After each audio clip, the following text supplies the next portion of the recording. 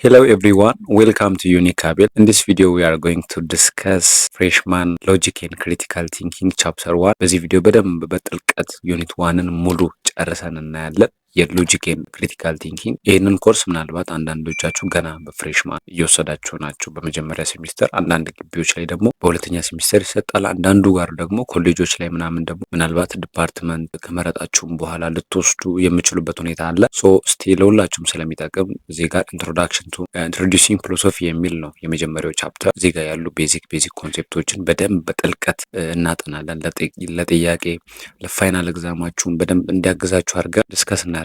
ይህንን ቻናል እንግዲህ መቀላቀል እንዳትረሱ፣ እኛን ጆይን ማድረግ አትርሱ፣ አበረታቱን። እስቲ መጀመሪያ ከመጀመራችን በፊት እስቲ እዚህ ጋር ብሬንስትሮሚንግ ኩዌሽኖች አሉን፣ ጥያቄዎች አሉ። ምን የሚሉ አሉ? የመጀመሪያው ዋትስ ፊሎሶፊ፣ ምን ይመስላችኋል ፊሎሶፊ ማለት? ዋይ ኢዝ ዲፋይኒንግ ፊሎሶፊ አኪዩሬትሊ ፕሪሳይስሊ ሶ ዲፊካልት? ፊሎሶፊ የሚባለውን ወይም ፍልስፍና የሚባለውን ሀሳብ አኪዩሬትሊ በእርግጠኝነት ወይም ፕሪሳይስሊ በደንብ በትክክል ለመግለጽ ዲፋይን ማድረግ ወይም ደግሞ ማብራራት ከባድ የሆነው ለምንድን ነው? ዋት ኢዝ ዘ ላቭ ኦፍ ዊስደም ኤንድ ሁ ኢዝ ዋይዝ? ጥበብ ምንድን ነው? የጥበብ ፍቅር ምንድን ነው? ዋት ኢዝ ፊውቸር ኦፍ ፊሎሶፊ? እነዚህ ጥያቄዎች ናቸው አሁን መመለስ ያለባቸው። ያው ጥያቄ ራሳችሁን ጠየቃችሁ አንድ ጥናት መጀመር መልካም ነው። ምክንያቱም ያንን ነገር ስታጠኑ ጥያቄውን እየመለሰ ይመጣል አይምሯችሁ።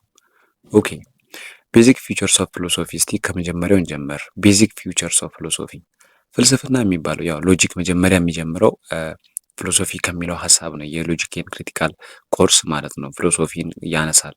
ያው ከዛኛው ከነዛ ጋር የተገናኘ ስለሆነ ፓርት ኦፍ ፊሎሶፊ ስለነበረ ማለት ነው። ቤዚክ ፊውቸርስ ኦፍ ፊሎሶፊ የሚባሉት ምንድን ናቸው? ፊሎሶፊ ያው ፍልስፍና ነው። በአማርኛ ፊሎሶፊ ስንል ፍልስፍና ነው፣ ሌላ ነገር የለውም። እና ፍልስፍና ግን የትምህርት አይነት ነው፣ አንድ ዲስፕሊን ነው። እና ፍልስፍና በውስጡ ምን አይነት ፊውቸሮች አሉት ወይም ምን አይነት ባህሪያት አሉት? ፊሎሶፊ ኢዝ ሴት ኦፍ ቪውስ ኦር ቢሊፍስ። የምን ስብስብ መሰላችሁ? ያው ሴት ማለት ኮሌክሽን ኦፍ ሳምቲንግ አይደለ? የምን ስብስብ ነው ፊሎሶፊ ማለት? የእይታዎች ማለት ቪውስ ኦር ቢሊፍስ አባውት ላይፍ ኤንድ ዘ ዩኒቨርስ። ስለ ዓለማችን ሆነ ስለ ህይወት ያሉ የምልከቶች። ሁሉም ሰው የየራሱ ምልከታ አለው። እምነቶች፣ ሁሉም ሰው የየራሱ እምነት አለው።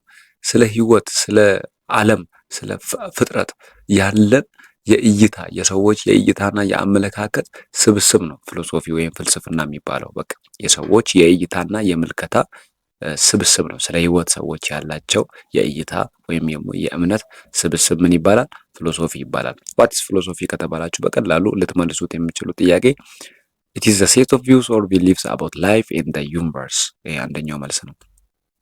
it is process ሂደትም ነው of reflecting የማንጸባረቅ and criticizing የመጠየቅ most deeply በጥልቀት ዝም ብሎ መጠየቅ አይደለም። ፊሎሶፊ በጥልቀት መጠየቅ ነው።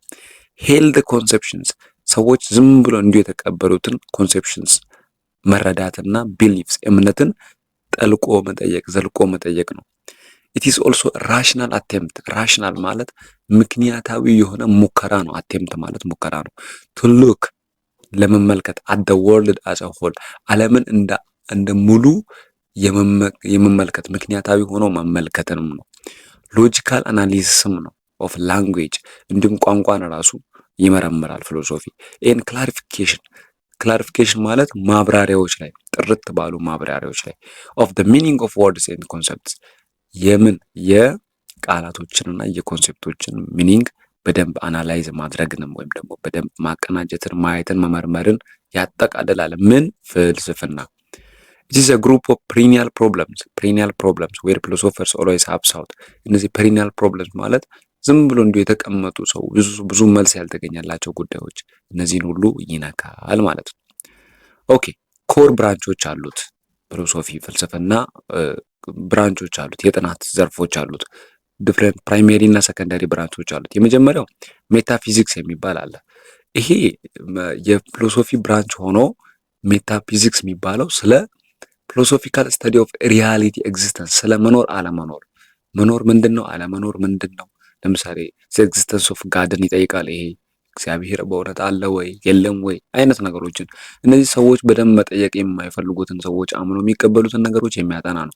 በነገራችን ላይ ክቡራን ይህንን የምትመለከቱ ይህን ቪዲዮ የምታዩ ሰዎች ይህ ከእምነታችሁ ከሃይማኖታችሁ ጋር ምናምን አታገናኙት። ዩኒቨርሲቲ ገብታችሁ ስትማሩ ቀለል አድርጋችሁ ተማሩ። በቃ ጀስት እንደ ትምህርት ተማሩት እንጂ ብዙ አትመራመሩ ምናምን ብዙ ፍልስፍና ውስጥም አትግቡ። በቃ እኛ እምነት ያለን ሰዎች ነን፣ ፈጣሪ ያለን ሰዎች ነን እና ይህ ብዙ ያው የሚያስወራ አይነት ፊልድ ስለሆነ ብዙ እዚህ ጋር ዲፕሊ ነገሮች ላይ ባትገቡ እመክራችኋለሁ። ከይቅርታ ጋር ስላቋረጣችሁ ወደ ትምህርታችን እንመለስ። ሌላኛው የፊሎሶፊ ብራንች ኤፒስቶሞሎጂ የሚባል ነው። ይሄ ፊሎሶፊካል ስተዲ ኦፍ ናውሌጅ ነው። ይሄ እውቀትን ስለ እውቀት ስለ ትሩዝ ስለ እውነት ምንድነው እውቀት ምንድነው እውቀት የሚለውን የሚያጠና ነው ኤፒስቶሞሎጂ የሚባለው። ሌላው አግዚዮሎጂ የሚባለው ነው። አግዚዮሎጂ የሚባለው ደግሞ ስለ ቫልዩ ስለ እሴት ምንድነው ወርዝ ምንድነው ትክክል ምንድነው ልክ ወይ ምንድነው ልክ ያልሆነው ምንድነው ልክ የሆነው ነገር በማህበረሰብ ውስጥ የሚለውን የሚያጠና ነው። አግዚዮሎጂ የፊሎሶፊ ብራንች ነው። ይመጣሉ የፈተናዎች ላይ እነዚህ። ሌላኛው ሎጂክ ነው። ሎጂክ ደግሞ ከፊሎሶፊ ብራንች አሁን የምናወራው ሰብጀክቱ ማለት ነው ስለ አርጊዩመንት ስለ ንግግር ወይም ስለ ሪዝን ስለ አመክንዮ ስለ ምክንያት የሚያነሳ ነው ማለት ነው። ኦኬ እስቲ ከመጀመሪያው እንጀምር። ሜታፊዚክስ ምንድን ነው? ሜታፊዚክስ የሚባለው ከሁለት የግሪክ ወርድ የመጣ ነው። ሜታ ማለት ቢያንድ ማለት ነው። ራፖር አፍተር ከምን ከሆነ ነገር በኋላ እንደማለት ነው። ይህን ፊዚክስ የሚባለው ደግሞ ያው ሊትራሊ ቲንግስ አፍተር ፊዚክስ እንደማለት ነው። ሶ ሜታፊዚክስ የሚባለው ያው ከፊዚክስ በፊት እንደማለት ነው። ስተዲ ዘ አልቲሜት ኔቸር ኦፍ ሪያሊቲ ያው ፊዚክስ ናቹራል ሳይንስ አይደል ስለ ተፈጥሮ ነው የሚያጠናው እና አልቲሜት የማይቋረጥ ወይም ደግሞ ጥጉን የኔቸርን የተፈጥሮን የሪያሊቲን ጥጉ ምንድን ነው የሚለውን ነገር የሚፈልግ ነው። ያው ይፈልጋል እንጂ አያገኝም ነው። የሁሉም ነገር ጥግ ፈጣሪ ነው። ሴክ አን ኢሪዲዩስብል ፋውንዴሽን ኦፍ ሪያሊቲ ዌር ናውሌጅ ካን ኢንዲዩስድ ኦር ዲዲዩስድ ምንድን ነው የሚለው ምን ይፈልጋል ምን ሴክ ያደርጋል ምን ይጠይቃል ሪዲዩስብል ፋውንዴሽን ይሄ አለ አይደል ወደ ሌላ የማይከፈል ሪዲዩስብል የሆነ መገኘት ምንድን ነው የሪያሊቲ የመኖር የህልውና መነሻ ምንድን ነው የእውቀት መነሻ ምንድን ነው ኢንዲዩስድ ወይም ዲዲዩስድ ሊሆን የሚችለው ምንድን ነው ሊረጋገጥ ላይ ረጋገጥ የሚችለው ነገር ምንድን ነው የሚለው ዲልስ ዊዝ ኢሹስ ኦፍ ከምን ጋር ቅድም ብያቸዋለሁ ከሪያሊቲ ኦፍ ጋድ ከእግዚአብሔር ጋር ፍሪደም ከነጻነት ጋር ሳውል ነፍስ ምንድን ነው ኢሞርታሊቲ አለመሞት አይቻልም እንደዚህ አይነት ነገሮችን የሚጠይቅ ነው። ማን ሜታፊዚክስ የፍልስፍና ብራንች ነው። the mind body problem አይምሮና ሰውነት ምንድን ነው የሚያቆራኛቸው ፎርም ኢን ሰብስታንስ ሪሌሽንሺፕ ኮዝ ኤንድ ኢፌክት ሪሌሽንሺፕ ይሄን ሁሉም ያነሳ ነው። here are some of the questions that metaphysics primarily deals with ሜታፊዚክስ የሚያጠናቸው በጣም የሚነካቸው ጥያቄዎች አሉ። አንደኛው ዋት ኢዝ ሪያሊቲ እውነታ ምንድን ነው ዋት ኢዝ ምክንያቱም ይሄ ነገር ፈተና ላይ ይመጣል። በይዞ እነዚህ ኩዌሽኖች ይመጣሉ። ምን ብሎ ይመጣል መሰላችሁ? which of the following is metaphysical question ብሎ ይመጣል። ከሚከተሉት አንዱ የሜታፊዚክስ ጥያቄዎች ናቸው። የሜታፊዚክስ ጥያቄዎች የሚባሉት እዚህ የተዘረዘሩ ናቸው። እውነታ ምንድነው? ምንድነው እስከ መጨረሻው እውነት የሆነ ነገር ምንድነው? ይሄ የአልቲሜት የማይቆይ የእውነታ ጥግ ምንድነው? is it one thing or is it many different things? እውነት የሚባለው ነገር አንድ ነው ወይስ ብዙ ነገር ነው? can reality be grasped by the senses? ልናሸተው እንችላለን ወይ or it is transcendent ነው ወይስ ብዙ ነገር ይጠይቃል። ይሄ ሁሉ ሜታፊዚካል ኩዌሽኖች ናቸው ማለት ነው። ኦኬ ሜታፊዚክስ ከብዙ ዲቫይድድ ኢንቱ ፎር ሰብሴትስ ደግሞ በአራት ይከፈላል። አንደኛው ኮስሞሎጂካል አስፔክት የሚባል አለ። ኮስሞሎጂ የሚባለው ደግሞ about the origin nature and development of the universe as an ordinary system ኮስሞሎጂካል የሚባሉት ያው ስለ አፈጣጠር ስለ ዓለም አፈጣጠር how did the universe originate እንዴት ነው ይሄ ዓለም የመጣው did it come about accident or design በድንገት ነው ወይስ የሆነ somebody ዲዛይን አድርጎት ነው ቀርጾት ነው የመጣው does it existence have any purpose የሆነ ዓላማ አለው ወይ መገኘት የሚል ነው ኮስሞሎጂካል አስፔክት። ሌላው ቴዎሎጂካል አስፔክት የሚባለው ነው። ይሄ ደግሞ ከሪሊጂየስ ጋር ያው ቴዎሎጂ ማለት ሃይማኖት ከሃይማኖት ጋር ይገናኛል። ለምሳሌ እግዚአብሔር አለ ወይ if there is one or more than one ካለ ደግሞ አንድ ነው ወይ ከዛ በላይ ነው የሃይማኖቶች ቢጨቃጨቁበትን የሚያነሳ ማለት ነው። ሌላኛው አንትሮፖሎጂካል አስፔክት ነው። ይሄ ደግሞ ከሂውማን ቢንግ ከሰዎች ጋር ነው የሚገናኘው ከሰው ጋር የሚገናኝ ለምሳሌ በሰው ልጅ አይምሮና ሰውነት መካከል ላይ ያለው ልዩነት ምንድነው ስለ ልብ ስለምን የሚያነሳ ነው። ሌላው ኦንቶሎጂ የሚባለው ደግሞ ስለ ሪያሊቲ ነው። ይሄ ኦንቶሎጂካል የሚባሉት ለምሳሌ is it found in spirit or spiritual energy መንፈስ የሚባለው ነገር በእውነት አለ ወይ የመንፈስ ኃይል የሚባል ነገር አለ ወይ ሪያሊቲ ኦርደር ነው ወይ ላውፉል ነው ወይ የሚል አይነት ነገር። ሌላኛው የፍልስፍና እዚህ ሜታፊዚክስ ላይ ኤፒስቶሞሎጂ አለ። ይሄ ደግሞ ከግሪክ ወርድስ ኤፒስቶም የሚባለው የመጣ ነው። አንደርስታንዲንግን ናውሌጅን የሚነካ ነው። ከእውቀት ጋር የሚገናኝ ነው። ዲል ዊዝ ኔቸር ስኮፕ ሚኒንግ ኤንድ ፖሲቢሊቲ ኦፍ ናውሌጅ ዲል ዊዝ ኢሹ ከእውቀት ጋር በቃ የሚገናኝ ነው። ኤፒስቶሞሎጂ ከተባላችሁ ከእውቀት ጋር ምን አይነት ጥያቄዎችን ትጠይቃላችሁ መሰላችሁ? ስለ አሁን ኔቸር ኦፍ ናውሌጅ እውቀት ምንድን ነው? ሶርስ ኦፍ ናውሌጅ የእውቀት ምንጮች ምንድን ናቸው? ኤፒስቶሞሎጂ እዚህ ጋር የሚያነሳቸው ጥያቄዎች አሉ። አንደኛው ዋት ኢዝ ኖሌጅ እውቀት ምንድን ነው? ዋት ዶዝ ኢት ሚን ቱ ነው። አንድ ሰው አወቀ ሲባል ምን ማለት ነው? ዋት ኢዝ ዘ ሶርስ ኦፍ ናውሌጅ የእውቀት ምንጮች ምንድን ናቸው? ኤክስፒሪየንስ ነው? ልምምድ ነው? ሪዝን ነው? ምክንያት ነው? ወይም ሁለቱም ነው? ሃው ካን ዊ ቢ ሹር ዛት ዊ ሃቭ ፐርሲቭድ ትሩ አወር ሴንስ ኢዝ ኮሬክት በስሜት ህዋሳታችን ላይ ያየነው ነገር ትክክል መሆኑን እንዴት ነው ያረጋገጥነው? ለምሳሌ እሳት ነክተህ ሞቆ እንዴት ነው የነገር ሙቀት ነው ብለን ያወቅነው? ምን አይነት እውቀት ነው? ከየት መጣ አይነት ነገር በቃ ፍልስፍና መጠየቅ ነው። በዚህ ምላሽ የሌለው ጥያቄ ዝም ብለህ ትጠይቃለህ። በቃ አለቀ። ሌላኛው ኤፒስቶሞሎጂ ሴክስ አንሰርስ እነዚህ ናቸው።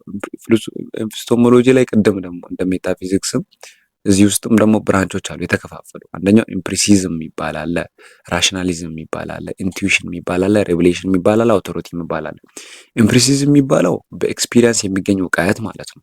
ራሽናሊዝም ማለት ደግሞ ምክንያታዊነት ነው። ኢንቱዊሽን ማለት ደግሞ በዳይሬክት አፔንሽን ነው ከአንድ ነገር ጋር። ሪቨሌሽን ማለት ደግሞ ሱፐርናቹራል ነው፣ ራእይ የሚባለው እውቀት ነው ሪቨሌሽን።